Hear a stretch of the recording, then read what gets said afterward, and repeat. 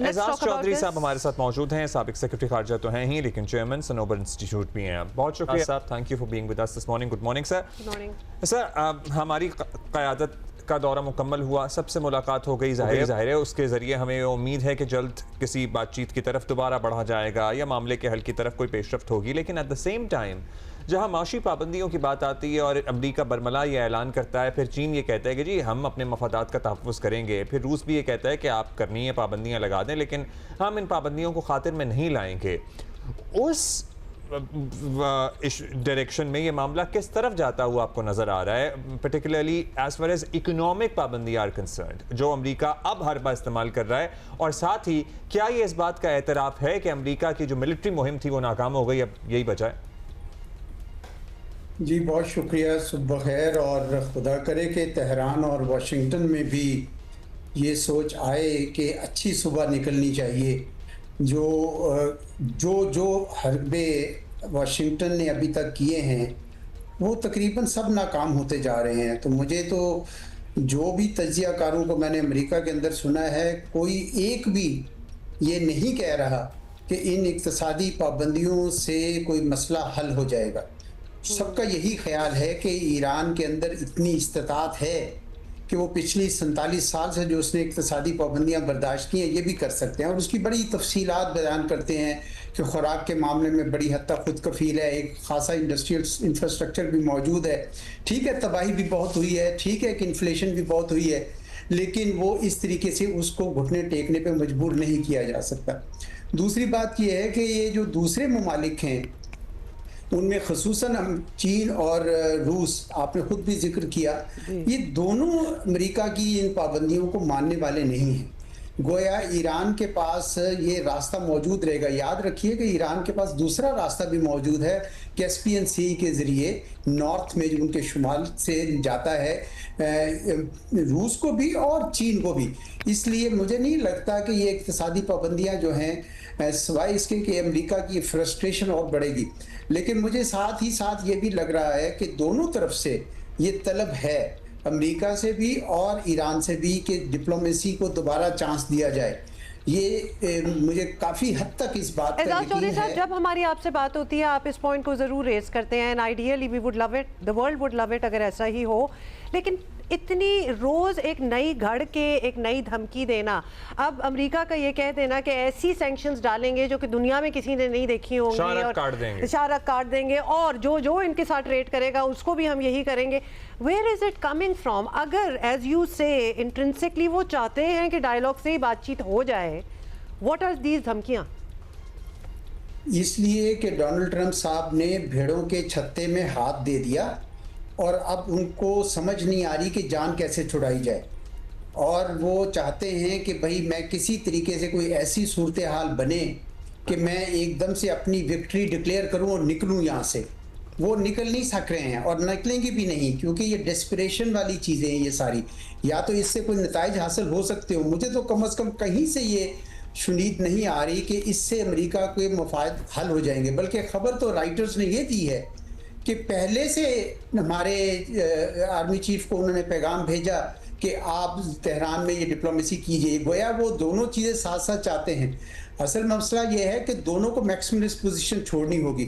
अगर अमेरिका ये पोजीशन रखेगा कि ईरान की हुकूमत को गिराकर कुछ मामले आगे किए जाएं, या तेहरान ये पोजीशन रखेगा कि अमेरिका पहले इस खित्ते से जाए और फिर कुछ मसला होगा, तो फिर नहीं होगा। और मेरा ख्याल है यही कोशिश इस वक्त हो रही है हमारे आर्मी चीफ की तरफ से भी।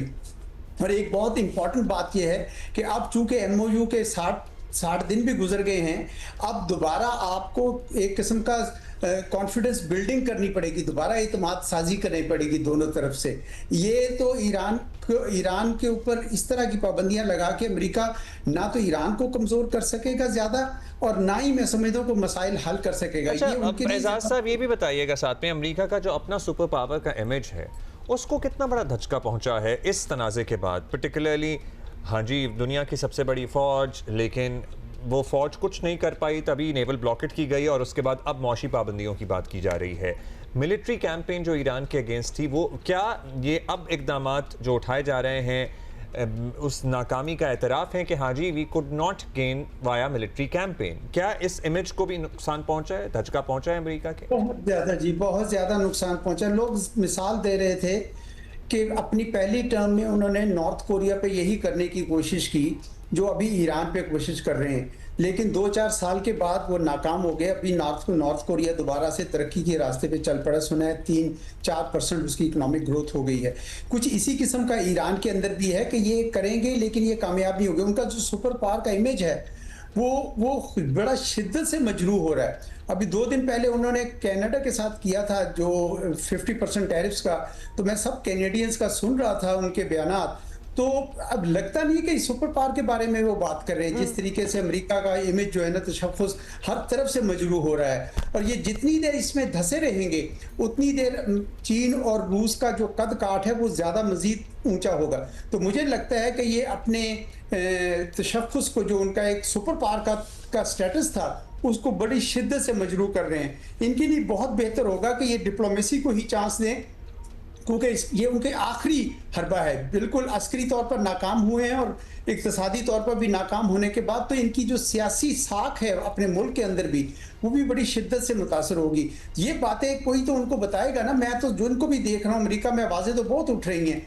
मुझे लगता है कि ये उनका आखिरी हरबा है और उसके बाद फिर वो दोबारा डिप्लोमेसी पे आएंगे। और अब इतने हरबे इस्तेमाल हो चुके हैं कि वो बिलीवेबिलिटी फैक्टर भी इतना नहीं रहा। मतलब उनके अब धमकियों से, ट्रम्प साहब की धमकियों से कुछ खास डर भी नहीं लगता कि जैसे कुछ करेंगे, बिकॉज इतना कुछ कह चुके हैं, कुछ खास किया नहीं। हैविंग सेड दैट, ये इस वक्त ईरान के साथ ट्रेड करने वाली बात के जवाब जो आए हैं रशिया की तरफ से, चाइना की तरफ से, शायद पहले से ही आ चुके हैं, डायरेक्टली इसका जवाब नहीं होगा। Basically they are not going anywhere. वो तो अपना ट्रेड, जो भी उनकी डीलिंग्स हैं ईरान के साथ, वो बरकरार रखेंगे।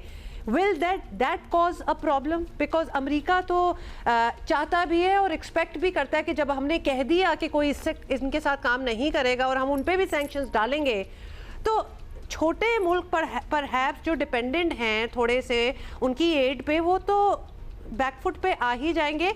Can this create a bigger problem, या फिर आपको लगता है कि ये भी बस एक स्टेटमेंट ही है, इसका कुछ खास आगे होना नहीं है? मेरा भी ख्याल इसका कुछ आगे ज्यादा होना है, लेकिन अमेरिका के लिए अपने नुकसानात बढ़ते जाएंगे। आपको याद होगा, That's right. ये भी सुन रहे होंगे आपके किस तरीके से जूइश लॉबी इस वक्त बड़ी मुश्किल सूरत हाल में आ गई है। जितने कांग्रेसमैन और सेनेट के अरकान हैं वो बयानात दे रहे हैं, वो डिस्टेंस कर रहे हैं अपने आप को कि हमने इनसे फंडिंग ली। 70% आज दुनिया अमेरिका की जो आबादी है वो जूइश लॉबी के बारे में और इसराइल के बारे में बहुत ही डिफरेंट ख्यालात रखती है। गोया अमेरिका को एक तरफ उस तरफ भी बहुत ज़्यादा नुकसान हो रहा है और दूसरी तरफ अमेरिका के लिए पेट्रो डॉलर, यानी देखिए अमेरिका का जो सुपर पावर स्टेटस में एक बहुत बड़ा हाथ डॉलर का है, यूएस डॉलर का है। तो अगर आप इस तरह की पाबंदियां लगाएंगे तो जिस तरह चीन और रूस अब तेल जो हैं वो नॉन डॉलर करेंसीज में खरीदेंगे, इसी तरीके से खलीज की रियासतें भी मजबूर होंगी कि वो सिर्फ डॉलर के साथ ही क्यों हम जोड़े, जब ये अपने आप हमें कोई वो सिक्योरिटी दे ही नहीं सकते। देखो पेट्रो डॉलर का जो मंसूबा बना था वो तो 1974 से चल रहा था, कि जिसमें ये कहा गया था कि सऊदी अरब को कि आप अपना तेल डॉलर्स में बेचें, हम जवाब में सिक्योरिटी देंगे। लेकिन वो सिक्योरिटी तो नहीं मिल रही ना, तभी तो सऊदी अरब एग्रीमेंट्स कर रहा है। पहले पाकिस्तान के साथ किया और अब ये ट्राइलेटरल एग्रीमेंट तुर्की पाकिस्तान के साथ किया। क्यों कर रहे हैं ये? वो इसलिए कर रहे हैं कि अमेरिका की जो सिक्योरिटी थी, जो अम्ब्रेला उन्होंने दी थी, उसके ऊपर से एतमाद उठ गया है। गोया अमेरिका को इस तनाज़े के को तूल देने में ज्यादा नुकसान है, उसका तो पेट्रोल डॉलर वाला ही खत्म हो जाएगा। एजाज चौधरी साहब, ये भी बताइएगा कि अभी हमारे फील्ड मार्शल जो है वो ईरान गए, साथ हमारे इंटीरियर मिनिस्टर भी गए, बातचीत भी हुई। नंबर 1, क्या बातचीत हुई होगी इस सिचुएशन में? Number 2, Islamabad MOU, where does that stand? क्या जीरो से अब बातचीत स्टार्ट करनी पड़ेगी या फिर वो ही बेसलाइन है? उसको दोबारा से खोला जा सकता है? जी बिल्कुल नहीं, इस्लामाबाद MOU ही बेसलाइन है। देखिए उस पर कम अज कम इतफाक हुआ है और उसी के ऊपर चलेंगे। उसके जो नुकात हैं उनमें से चंद नुकात को पहले उठाना पड़ेगा। मेरा ख्याल स्ट्रेट ऑफ हॉर्मुज़ के ऊपर पहले उठाना पड़ेगा। ईरान के ऊपर भी खासा दबाव है खलीजी रियासतों का, सबका, कभी आप स्ट्रेट ऑफ हॉर्मुज़ खोलें। पूरी दुनिया चाहती है कि स्ट्रेट ऑफ हॉर्मुज़ खोलें। तो इस वजह से अमेरिका जो है जितनी देर कर रहा है इस मामले में, उतना ईरान की भी पोजीशन मजबूत, वो मुझे नहीं, तकरीबन वो डटे हुए उसके ऊपर। मुझे लगता है कि MOU जो इस्लामाबाद का है, उसी के चंद नुकात के ऊपर पहले अब बातचीत करनी जरूरी हो गई है। और इसमें मेरे ख्याल में जो पहला नुकता था, अगर आपको याद हो, तो इसराइल को नुकेल डालनी भी बहुत जरूरी है। अब अमेरिका के लिए भी शायद निस्बतन आसान होगा, अमेरिका की हुकूमत के लिए, क्योंकि इसराइल का जो इमेज है अमेरिका के अंदर, उसके जेनोसाइड की वजह से जो उसने गजा में किया है, वो बहुत ज्यादा मजरूह हो चुका हुआ है। अच्छा, इस तनाज़े में अगर हम बात कर लें, ईरान और अमेरिका तनाज़ा रह गया ने, हालांकि इसका एक अहम फरीक इजराइल था। जब ईरान की तरफ से रिटेलिएशन की जा रही थी सेकंड फेज में भी, तो इजराइल की तरफ मिसाइल नहीं दागे जा रहे थे। अब ये बताइएगा, अभी इस कज़िये में ईरान वर्सेस अमेरिका, इजराइल किधर है? देखिए, इजराइल के ऊपर ईरान इस वक्त हमले नहीं कर रहा और इसराइल भी नहीं कर रहा, बिल्कुल नहीं कर रहा। और मेरे ख्याल में इसके पीछे दोनों की हिकमत है, दोनों की तरफ से ये एक लिमिटेशन है। ईरान ने एक शुरू से पॉलिसी इख्तियार कर रखी है कि मैं सिर्फ जवाब दूंगा, यानी अगर कोई हमला करेगा तो उतना, जितना हमला करेगा उतना जवाब दूंगा। तो इस वजह से अमेरिका को अगर ये ढा देता है तो इसराइल तो खुद बहुत ढह जाता है। इसराइल अलबत्ता मुश्किल पोजीशन में इसलिए आ गया कि वो कोशिश कर रहा है कि एक्सपेंड करे अपने बॉर्डर्स को। गोलान हाइट्स के अलावा भी वो सीरिया का कुछ एरिया उसने ले लिया है। वेस्ट बैंक में आप सुन रहे हैं कि किस तरीके से E1 एक सेटलमेंट प्लान आया है, जिसके तहत वो ईस्टर्न जेरूसलम का सारा इलाका जो है वो वेस्ट बैंक से कट जाएगा फलस्तीन की हुकूमत से, वो साउथ लेबनान में नहीं छोड़ रहा। तो मैं समझता हूँ कि एलिफेंट इन द रूम अगर कोई है तो वो इसराइल की ये तोसी पसंदी है, इसके ऊपर सारा का सारा जोर आएगा अल्टीमेटली। जैसे ही